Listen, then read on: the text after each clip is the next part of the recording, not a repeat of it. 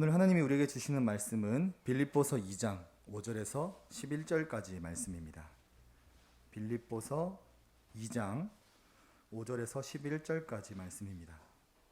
신약성경 319페이지에 있습니다. 빌립보서 2장 5절에서 11절 말씀까지 함께 교독하시겠습니다. 너희 안에 이 마음을 품으라. 곧 그리스도 예수의 마음이니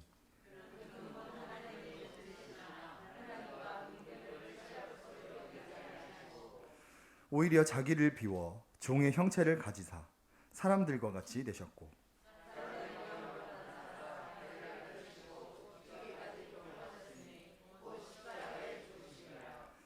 이러므로 하나님이 그를 지극히 높여 모든 이름 위에 뛰어난 이름을 주사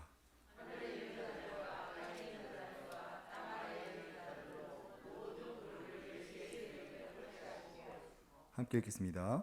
모든 입으로 예수 그리스도를 주라 시인하여 하나님 아버지께 영광을 돌리게 하셨느니라. 아멘. 창세기부터 요한계시록까지는 모두 구원에 대한 내용이 기록되어 있습니다. 그리고 그 구원은 하나님의 주권에 의해 이루어지는 것이며 또한 하나님은 사람을 사용하셔서 구원 역사를 이루어 가십니다. 구약시대에는 모세와 다윗 그리고 여러 선지자들을 사용하였고요. 신약시대 때는 제자들과 사도 바울을 사용하셨습니다. 그리고 21세기 오늘은 바로 우리 예수만교회를 사용하셔서 하나님은 구원 역사를 이루어 가기를 원하십니다. 특히 이 세상에서 살아가는 우리의 삶을 통해 하나님은 구원 역사를 이루어 가십니다. 그래서 공예배 때 이러한 말씀을 주셨습니다. 우리가 성령의 열매를 함께 살펴보면서 성령의 열매는 우리가 세상 가운데서 맺어야 하는 열매입니다 라는 말씀을 받았습니다. 공예배 말씀을 직접 인용해 보면 예수님은 우리 그리스도인들을 끊임없이 세상으로 파송합니다. 너희는 세상의 빛이라. 너희는 세상의 소금이라. 너희는 세상에서 내 증인이라.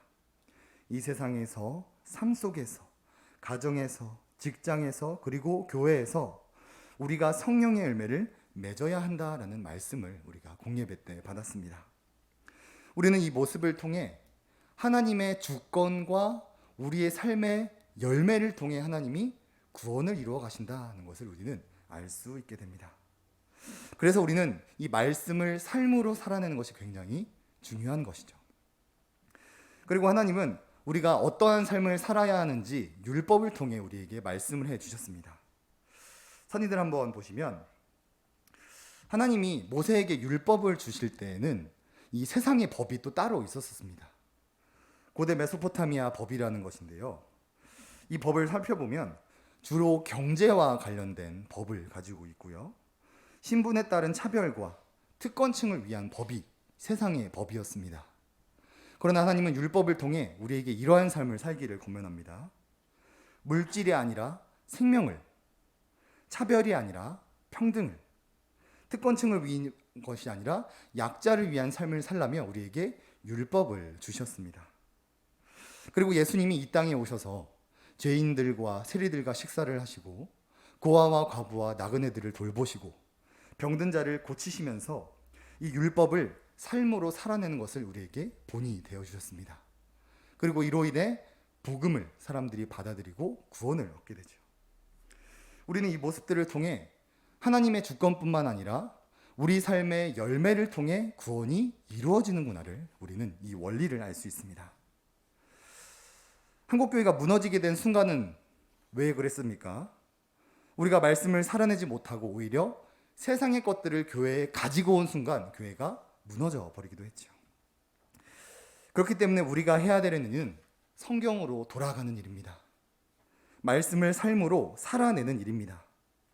이 세상에서 잃어버렸던 성령의 열매를 맺고 하나님을 사랑하고 이웃을 사랑하는 삶을 우리가 다시금 살아내야 합니다. 그래서 오늘 이 시간부터 연말까지는 우리가 회복해야 될 이 삶의 모습들을 삼위일체 하나님을 중심적으로 살펴보고자 합니다. 2달 반이라는 이 긴 시간 동안 우리가 조금씩 삼위 하나님을 닮아감으로 말미암아 하나님의 주권과 우리 삶의 열매가 결합되었을 때 얼마나 놀라운 역사가 일어나는지 함께 경험하는 우리 예수만교회가 되기를 주님의 이름으로 소원합니다.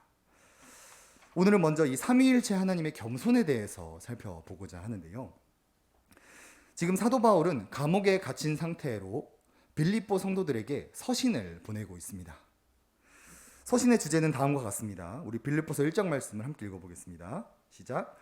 오직 너희는 그리스도의 복음에 합당하게 생활하라. 아멘. 사도 바울은 빌립보 성도들에게 서신을 보내면서 하나님의 말씀을 삶으로 살아내라고 권면합니다. 그 중에서 겸손에 대해서 이야기를 해주고 있는데요. 사도 바울은 첫 번째로 예수님의 겸손에 대해서 이야기를 해줍니다. 본문 5절에서 8절을 제가 읽어드리겠습니다. 너희 안에 이 마음을 품으라. 곧 그리스도 예수의 마음이니 그는 근본 하나님의 본체시나 하나님과 동등됨을 취할 것으로 여기지 아니하시고 오히려 자기를 비워 종의 형체를 가지사 사람들과 같이 되셨고 사람의 모양으로 나타나사 자기를 낮추시고 죽기까지 복종하셨으니 곧 십자가에 죽으심이라. 아멘. 사도 바울은 예수님을 하나님과 동등된 분으로 소개를 하고 있습니다. 그러나 예수님은 하나님과 동등됨을 취하지 않으시고 가장 높았던 하나님의 자리에서 가장 낮은 종의 자리로 내려가십니다. 하나님이셨던 예수님은 이 육신의 몸을 이 땅에 입고 오셔서 갖은 수치와 모욕을 끝내 감당하시다가 십자가에서 죽기까지 복종하셨습니다. 이 겸손의 모습은 첫째 아담의 모습과 비교가 되는 것인데요. 첫째 아담은 교만하여서 스스로 하나님이 되려고 했던 자였습니다. 창세기 3장을 보시면 너희가 그것을 먹는 날에는 너희 눈이 밝아져 하나님과 같이 되어 선악을 알 줄 하나님이 아심이니라. 예수님은 하나님과 동등된 분이셨지만 이 모든 걸 내려놓고 낮은 곳으로 가셨습니다. 그러나 첫째 아담은 교만하여서 스스로 하나님이 되고자 선악과를 먹었습니다. 선악과를 먹으면 안 되는 걸 알면서도 교만한 마음으로 먹은 것이죠. 그래서 이 둘의 결과가 극과 극을 달립니다.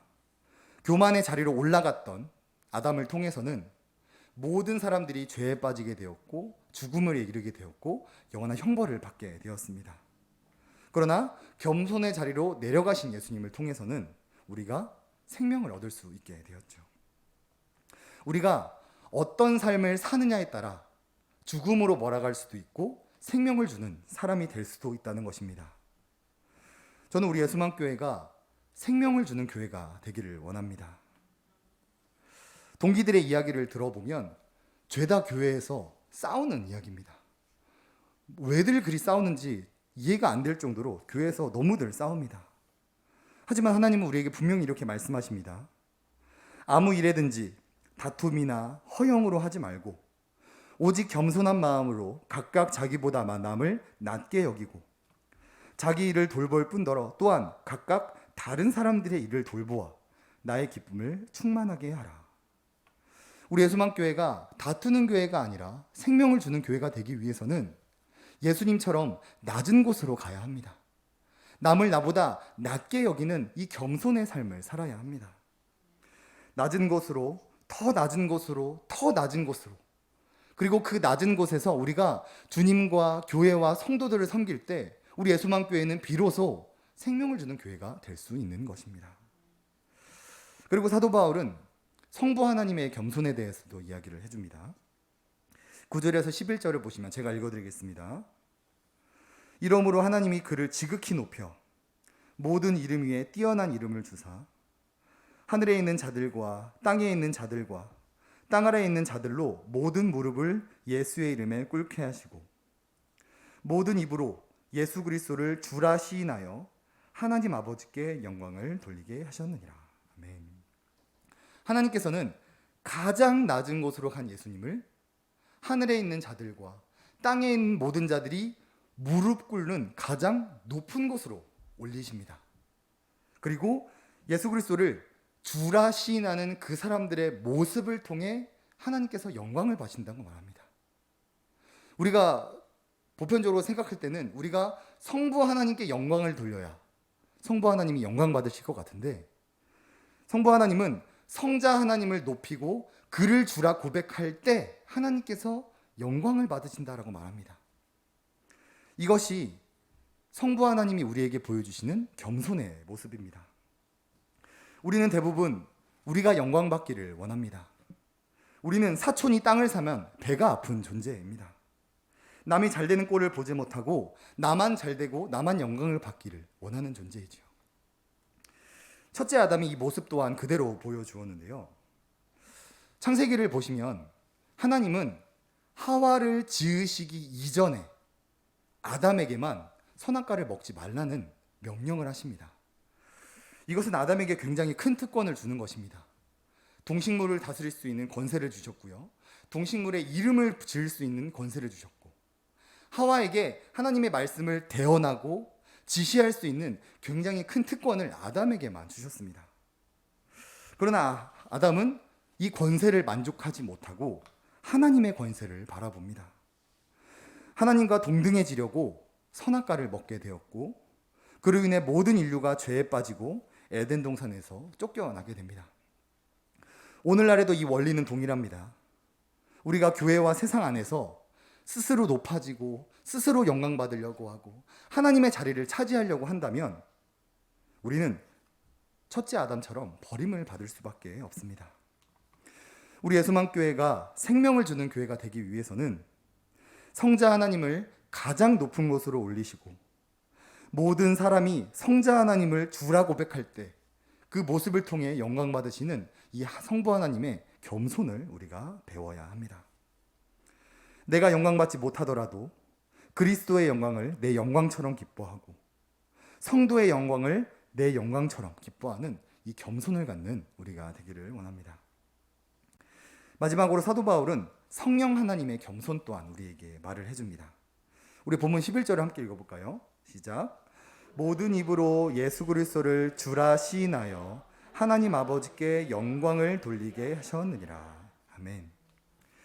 모든 입술이 예수님을 주라 시인하는 것, 이것은 성령님의 사역입니다.